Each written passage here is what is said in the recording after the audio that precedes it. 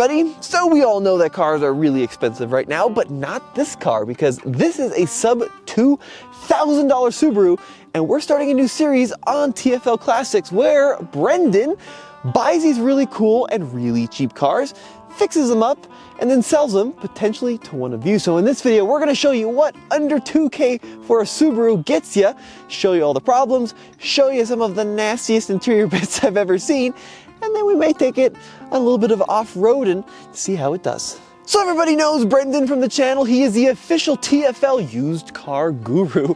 And Brendan, where did you find this beast? I found this. I have a local dealer friend that has a lot in Longmont, and they got this as a trade-in, and it just didn't quite fit what they were looking for on their lot, so they sold it to me. So when you say not fitting what they're looking for on their lot, what does that mean?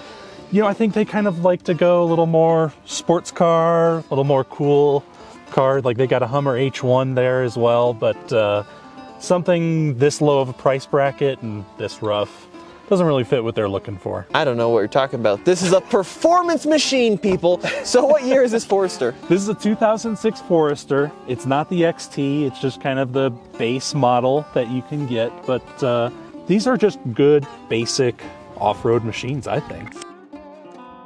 Okay, so just picked up this 2006 Subaru Forester. Some nice aftermarket wheels. What are those?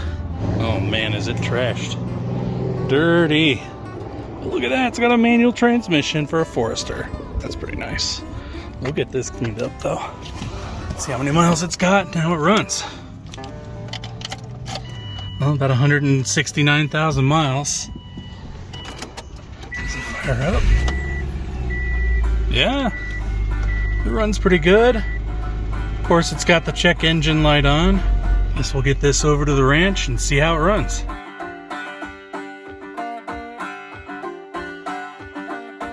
All right, so obviously this thing's pretty rough, and you just picked it up yesterday. So what drew you to the Black Beast? What's good about it and what was bad about it?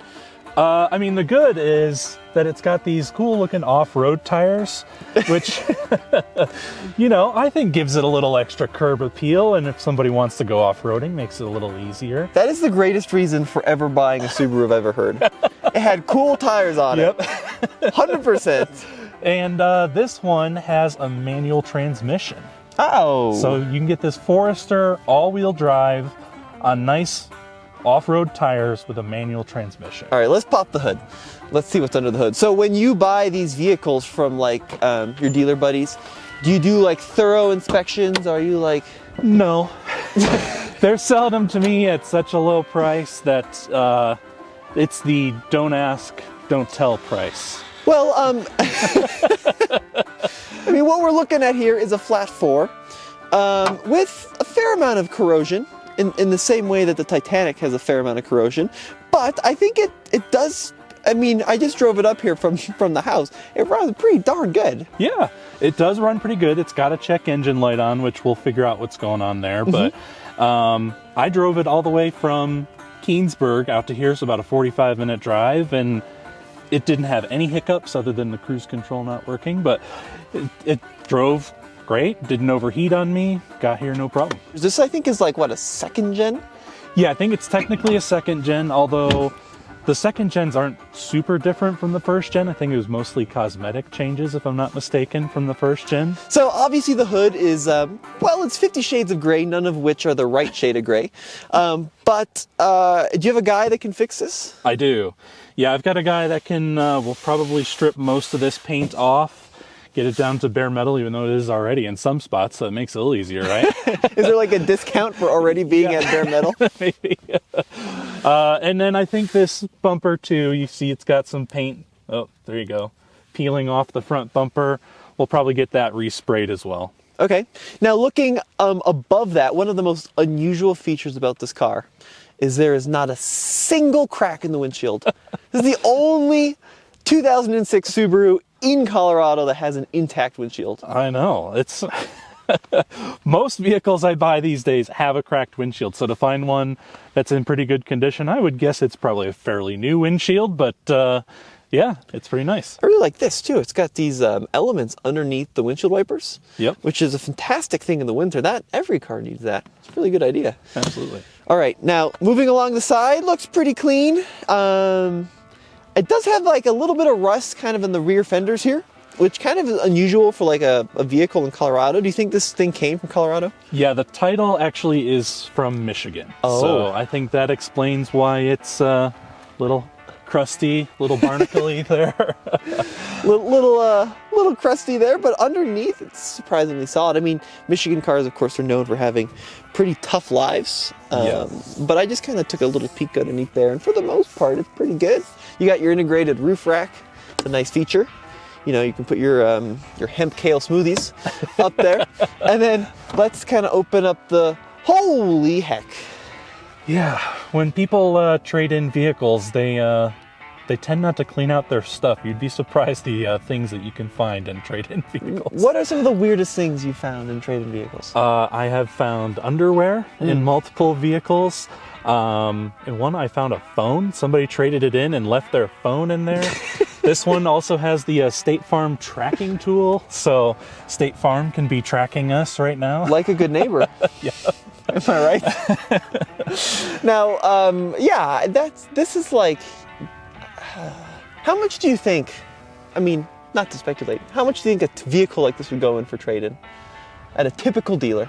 I mean, anywhere from $1,000 to maybe $2,000, $2,500 bucks, kind of depending on the miles and the condition of this one. Well, the thing is, in good condition in these markets, like this generation of Forester will be $6-7 grand. Yeah. Like especially in Colorado, so it's a really desirable car. But maybe clean the mayonnaise out of it. You know? Yeah, we'll get their old garbage out of there. Why is there so much mayonnaise? Look at all the mayonnaise. Oh, we've moved on to the mustard. Now we're on the mustard. What were they eating? That is an absurd amount of mayonnaise. And that's for one sandwich. There's one sandwich wrap. That's 3 mayonnaises for one sandwich. Oh they my really like goodness. their condiments, I guess. All right, so it's got an aftermarket JVC head unit in it. Yep. Yeah, and I noticed a little microphone up there on the roof too, so Oh, that's cool. must be good for phones. Now, and Bluetooth. you're gonna have your detailer come by, and hopefully we'll get that on camera. Do you Sure. think they'll be able to get a lot of these stains out of the seats? I think so. Yeah. Yeah, and I'll have them hit the carpets as well. The carpets look kind of grungy, but yeah, I'll have them hit the floor mats, the carpets, the seats, maybe even some of the headliner to try and clean this thing up, because no one wants to buy a car that's got somebody's old grungy filth in it. It's just like, I mean, that's part of a check there. I don't know if it's cashable. It's lactase fast act enzyme supplement. Someone had a lactose intolerance or something in this Yeah, I guess vehicle. so. That's interesting. The trunk, do we know if that opens? I don't know if it's locked or if it just doesn't open. Here, let me get the key. All right, let's see what's in the trunk here. Give it a... Well, the trunk's gonna probably need a little attention, right? That's something that can be fixed, though. It's got a jack in there. That's got to be worth at least $20. Yeah, and to go with all their sandwiches, some Big Dr. Pepper someone's bottle. W-4 form. Maybe he was just a really diligent accountant with a few medical issues and an obsession with mayonnaise. What's just the dream, right? We all want that in our lives. Yep. All right, Brendan, so the mighty Subaru has a check engine light. Yep, and it's a P0420, which is actually kind of a bummer. I'm finding this out live with you right now. Yeah. And that probably and most likely means that it needs a cat. Oh, really? It probably is going to need a cat. Let's see, it's got 3 codes. It's got a intake valve control solenoid. Yep. It's fairly simple. Oh, and just a repeat of that. Yeah, cats are not cheap, but they're common in vehicles like this. And to be able to pass emissions in most states, it's going to need it. Bummer. At least it has one. Yeah. So Brendan, some of the cool features in here, it's got custom pedals. Custom pedal covers, yeah. Custom pedal covers. Good point. But check this out, like it's got a really big sunroof. Yeah, I mean, I think it works too. Oh, maybe not. I spoke too soon. Uh-oh. There's another problem. It's got heated seats. Yeah, good old bun toasters. Automatic climate control. Does the AC work? Did you try the AC? I haven't. Blowing something out. Manual transmission. Yeah, these manual transmissions, I think it makes this a much more fun vehicle than it normally would be. It'd normally be kind of a basic kind of transportation vehicle. Yeah, but runabouts. The manual transmission really does add some character. Yeah, 5-speed manual, and you know, first impressions is kind of like maybe tatty as it looks on the outside. It does seem to drive pretty well. Yeah. Let's give it some beans. Oh yeah, look at that. 4,500 RPM. Yeah, I think it's got a 2.5 liter boxer motor in these things. Put out, what, about 170-ish horsepower, I believe, because this is not the XT. Yeah. But that sounds about right. It doesn't have a lot of low-end torque. You kind of got to bring it out a little bit. But it's good, Brendan. It actually drives really quite nicely. yeah, and that's usually the first thing that I focus on with cars is, will it run and drive safely for somebody down the road? And I think this already has that going on for it. I'm not sure your AC's doing much here. Yeah, probably not. We'll kill that. Yeah, it does. I mean, like, the steering's pretty tight. The brakes feel okay. The engine feels really strong. Yeah, it does. You know, even with the check engine code, it feels like it's got a lot of life in it. Absolutely. There's a lot of stuff kind of rattling around, not pertaining to the car, just bottles and cans. It's not the car rattling. It's just all this garbage. All right, should we go to this big dip here? Go for it. Let's see how it does. This is our, we're called Devil's Dip, and it's kind of muddy out here today because we got a lot of rain, so we'll see how it does. Any rocks, anything like that? Hey, Oh, look at that. Right through it. Honestly, that was like no problem. That dip is a good, 10 inches deep too, at the very base before it starts to climb. Yeah, so it's got really good approach angle. Yeah, well, and I wonder if these tires gave it just a little bit extra ground clearance as well. They seem a little extra beefy to me. I do really like these tires. These are the General Grabber AT2s. Oh, we got to try something harder. You want to try something harder? Let's go for it. All right, let's do it. So we're going to go into Andre's pit and try some of our modern day crossover testing spots. Give it a little bit of a challenge, I think, right? Now, the cool thing about these old Foresters is they actually have a lot of ground clearance and manual transmission, which is way better than like a CVT. Yes, This absolutely. first test is called holes, and this is a good test of kind of ground clearance and maybe articulation. So we're going to dip into the first hole. Oh, bottomed out there. Harder than I intended there. Let me make sure we're not dragging anything. All right, so not that much ground clearance. Yeah. Let's see. Assess the damage. Oh, we lost the side skirt. Did we leave it on the trail, or? No, it just popped out here. I think we can get that back on though. Oh yeah, we can get that back on. Get some new clips on there. All right, if you're gonna buy a Forester, take off the side skirt before you do anything too cool.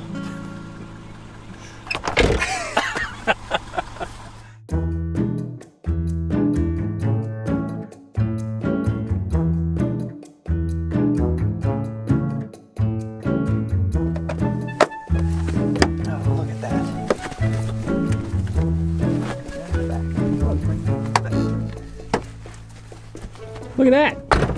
Good as new. Newish. Newish. I owe you a few clips. It's okay. All right, so we went to move the car after that trail fix, and then it won't start. And now Brendan actually came to the rescue with the jump box. Yeah, I mean, these usually work pretty well at jumping a car, but trick is always put the positives on first so you don't arc. Then you're negative. Then do you want to hop in and try and get it started? Yeah, I'll give it a go. Are you ready? I'm ready. Oh, There we beautiful. go. Minty. So Brendan, are you happy with your sub $2,000 Subaru? Yeah, I mean, it under $2,000, you can't be too picky, right? It's going to have cosmetic issues. It's going to have mechanical issues. It's going to be a mess. And that's why, you fix them up, you clean them, and they're worth a little bit more. And that's what we're going to show you on this series. And at the very end, one of you could be the owner of this exact Subaru. Check out TFLbiz.com where this thing will hopefully be going up for auction soon. But actually, I'm really excited about this. I know it's a little rough around the edges, but I love this thing. It's just got a lot of character, a lot of personality. And when you put cool tires on it, I think it could be very capable, with the exception of maybe the running boards. Yeah, maybe somebody will want to lift it up and give it a little more ground clearance. I owe you some new side skirt clips. But Brendan, thank you so much for doing this series with us. Sure thing. Let us know what you think in the comment section below, and we'll see you in the next video.